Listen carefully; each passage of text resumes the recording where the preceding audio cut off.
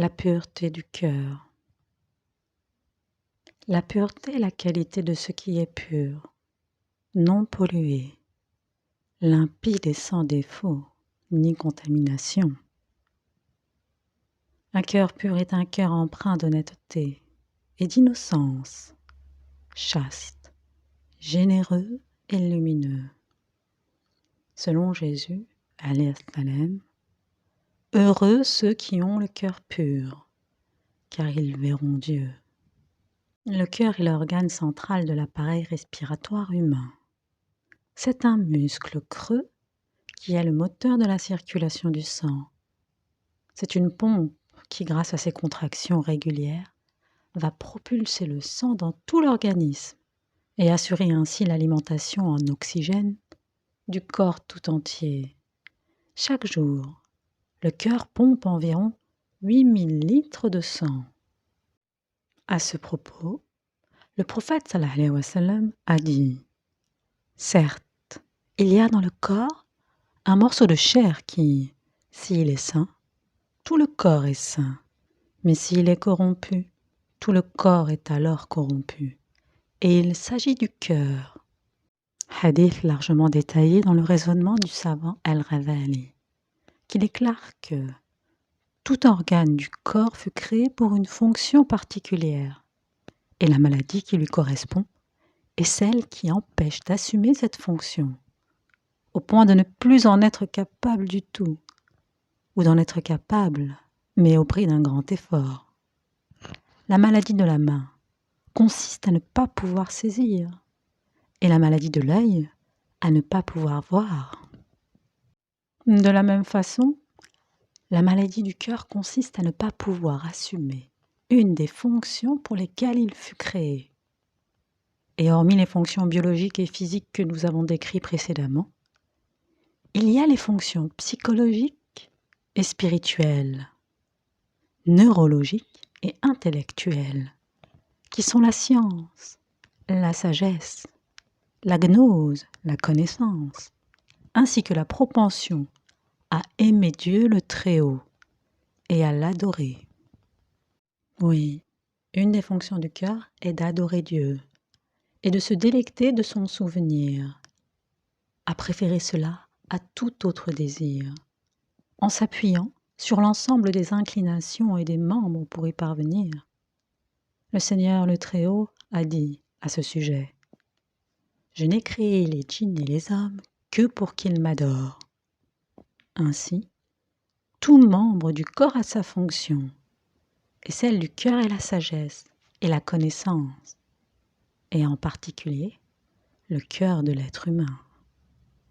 Car l'homme ne se distingue pas des animaux par sa capacité à manger, à s'accoupler, à voir, ou par toute autre faculté de cette nature.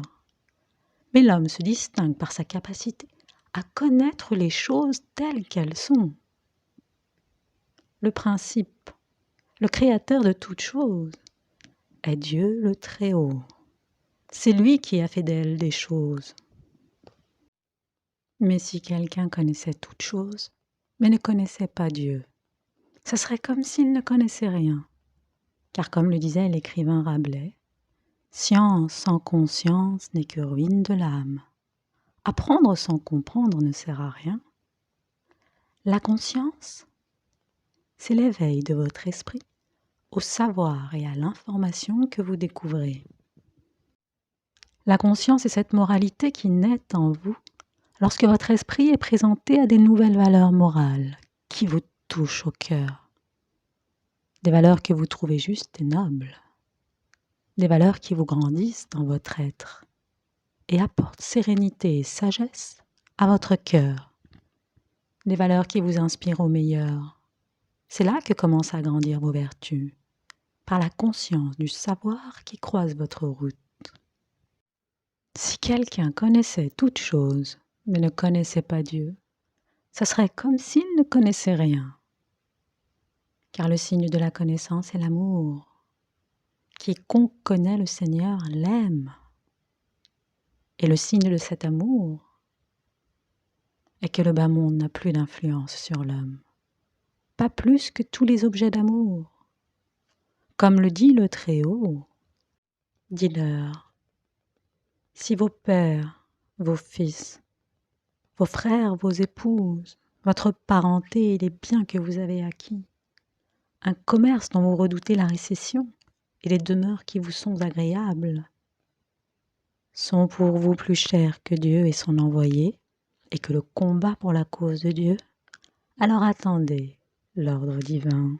Et pour rester attaché à cet amour divin, il faut donc distinguer et comprendre le mérite des vertus et le démérite des vices, le mérite de vos qualités et le démérite de vos défauts.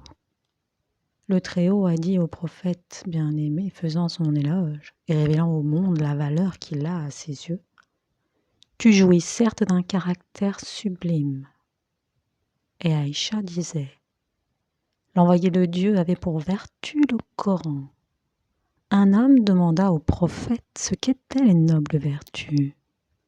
Il récita la parole de Dieu. « Montre-toi indulgent, commande ce qui est conforme au bon usage, et détourne-toi des ignorants. » Puis il ajouta, « Les nobles vertus consistent à se rapprocher de celui qui rompt les liens avec toi, à donner à celui qui te refuse, et à pardonner à celui qui te fait du tort. » Le vice est une disposition habituelle au mal, avec la conduite qui en résulte. Le vice est une habitude, une pratique, une action que l'on met en place de façon habituelle, c'est-à-dire répétée dans le temps. En décoder, c'est un truc mauvais que vous faites tous les jours et qui finit même par vous changer dans vos habitudes et votre comportement. Souvenez-vous, quand Satan a refusé de demander pardon à Dieu, quand il a désobéi à son ordre, quand il a refusé de s'incliner avec les autres devant Adam, quand il s'est senti trop fier d'être fait de feu devant une créature faite d'argile et de terre, quand Dieu dit, lorsque ton Seigneur confia aux anges, « Je vais établir sur terre un vicaire », ils dirent, « Vas-tu y désigner quelqu'un qui y mettra le désordre et répandra le sang, quand nous sommes là, à te sanctifier et à te glorifier ?» Il dit, « En vérité, je sais ce que vous ne savez pas. » Et il apprit à Adam tous les noms de toutes choses. Puis il les présenta aux anges et dit, « Informez-moi des noms de ceux-là, si vous êtes véridiques dans votre prétention que vous êtes plus méritant qu'Adam. » Ils dirent, « Gloire à toi, nous n'avons de savoir que ce que tu nous as appris. Certes, tu es l'omniscient, le sage. » Il dit, « Ô Adam, informe-les de ces noms. » Puis quand celui-ci les eut informés de ces noms, Allah dit, « Ne vous ai-je pas dit que je connais les mystères des cieux et de la terre, et que je sais ce que vous divulguez et ce que vous cachez ?» Et lorsque nous demandâmes aux anges de se prosterner devant Adam, ils se prosternèrent, à l'exception d'Iblis, qui refusa, s'enfla d'orgueil et fut parmi les infidèles. Voyant Satan désobéir à son ordre, Dieu lui demanda, comme rapporté dans la sourate 7, « Qu'est-ce qui t'empêche de te prosterner quand je te l'ai commandé ?»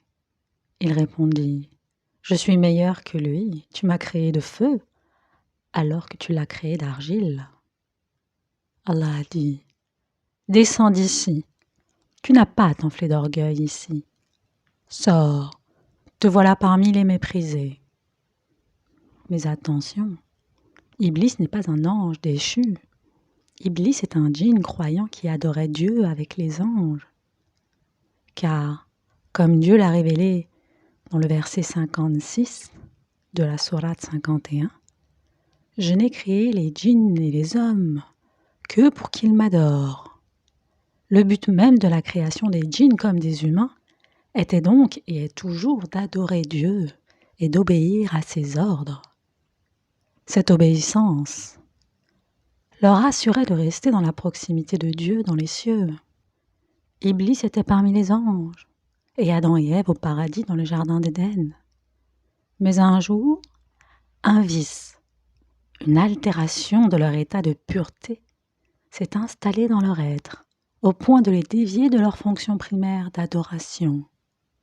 Chez Iblis, son orgueil a parlé lors de la prosternation devant Adam, au point de l'aveugler et de désobéir au Tout-Puissant, de lui répondre et de remettre en cause ses décisions, et même de le défier.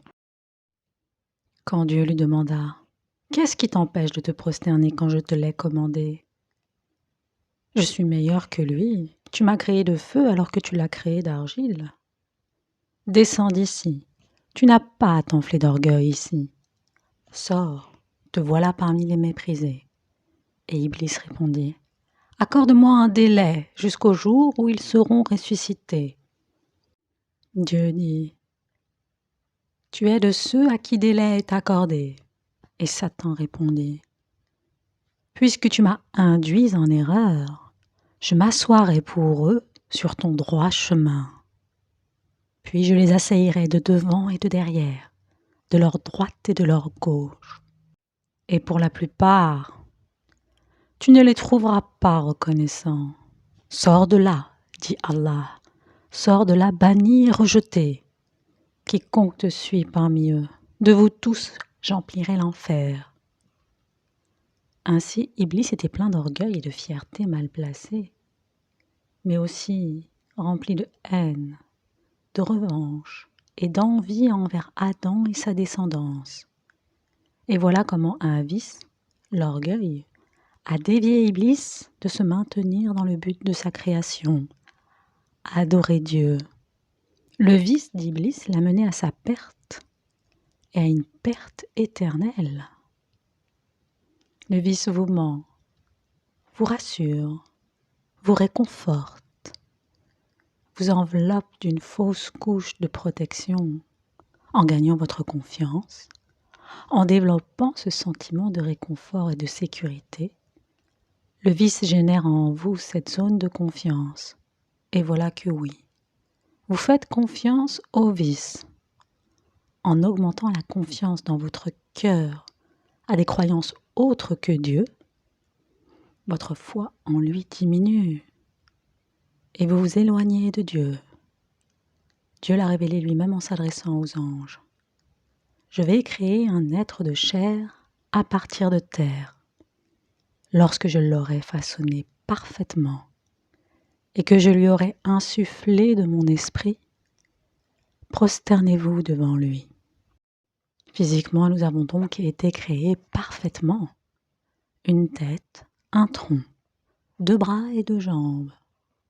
Quand nous sommes en bonne santé, nous avons un corps parfait, encore inégalé dans toutes les tentatives des sciences à créer des humanoïdes.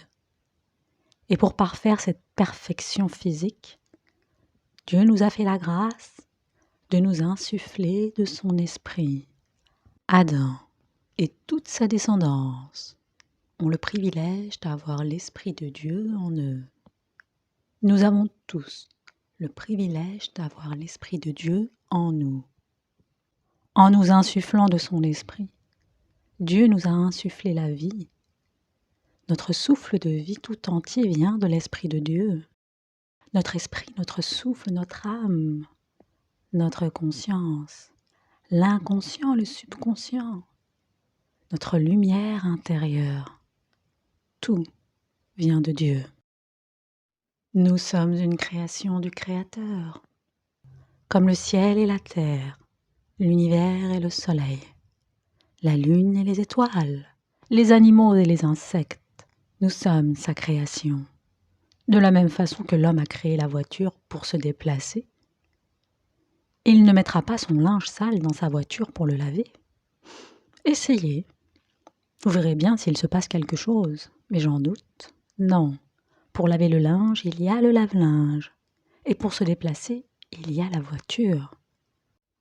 Essayez de vous asseoir sur votre lave-linge le matin pour aller au travail.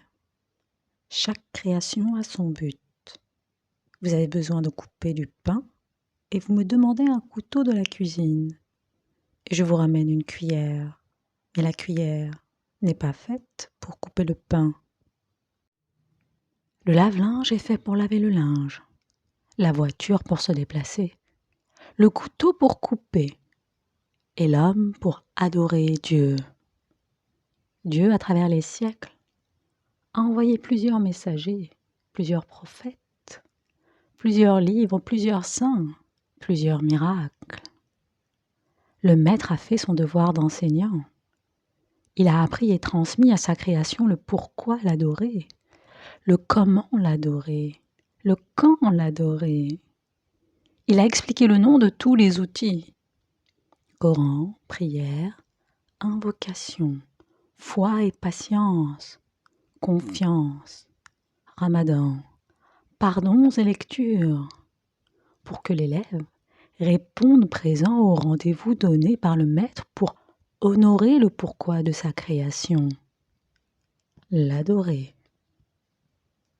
Maintenant, vous savez que nous avons été créés dans une machine parfaite, que vit en nous l'Esprit de Dieu, qu'il a insufflé en nous pour nous donner la vie. Mais maintenant que vous savez, que faites-vous de ce savoir? Vous avez à l'esprit le comment faire, le quand faire, le pourquoi le faire. Mais que faites-vous? Nous avons de sa pureté dans notre cœur.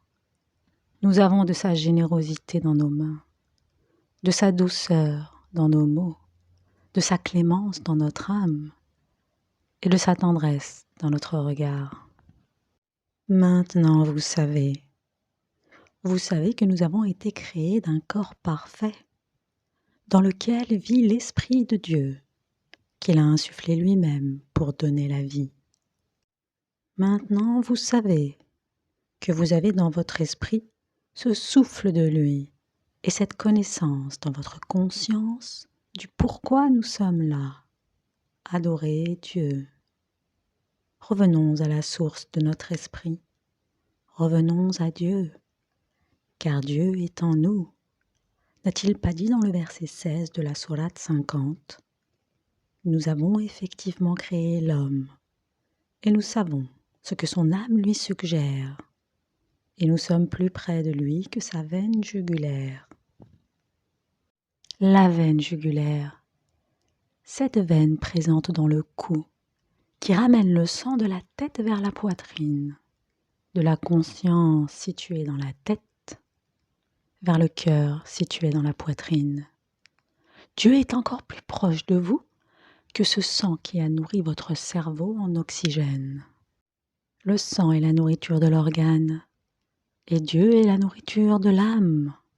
Dieu est là, à l'intérieur de vous, aussi nourrissant que l'est cette veine, encore plus proche que l'oxygène qui a nourri votre cerveau.